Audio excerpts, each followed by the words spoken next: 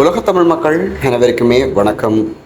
செம்மணி மனித புதைகுழியின் 2ஆம் கட்டத்தின் 3ஆம் பகுதி அகழ்வு பணிகள் நேற்றைய தினம் ஆரம்பிக்கப்பட்ட நிலையில் இன்றைய தினம், அதாவது 26ஆம் திகதி 2ஆம் நாளாகவும் முன்னெடுக்கப்பட்டது. இதன்போது ஏற்கனவே அகழ்வு பணிகள் முன்னெடுக்கப்பட்ட அகழ்வாய்வு தளங்களை மேலும் விஸ்தரிக்கும் நடவடிக்கைகளின் போது புதிதாக 16 எலும்புக்கூட்டு தொகுதிகள் அடையாளம் காணப்பட்டுள்ளது. அவற்றில் சிறுவர்களுடையது என சந்தேகிக்கப்படும் எலும்புக்கூட்டு தொகுதிகளும் ஆடையொத்த துணியும் அடையாளம் காணப்பட்டுள்ளது. செம்மணி மனித புதைகுழியின் 2ஆம் கட்ட அகழ்வு பணிகளுக்காக நீதிமன்றம் 45 நாட்கள் அனுமதி வழங்கியுள்ள நிலையில் இன்றைய தினம் 34வது நாளாக மேற்கொள்ளப்பட்ட அகழ்வு பணியில் 16 எலும்புக்கூட்டு தொகுதிகள் அடையாளம் காணப்பட்டுள்ளது.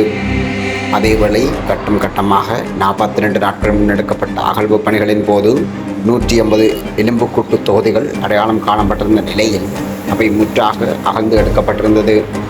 இந்நிலையில் இன்றைய தினம் புதிதாக 16 எலும்புக்கூட்டு தொகுதிகள் அடையாளம் காணப்பட்டுள்ளமை குறிப்பிடத்தக்கது. இதுபோன்ற உண்மை தகவல்களை பெற்றுக்கொள்ள சேனலை சப்ஸ்கிரைப் செய்து வைத்துக் கொள்ளுங்கள். நன்றி.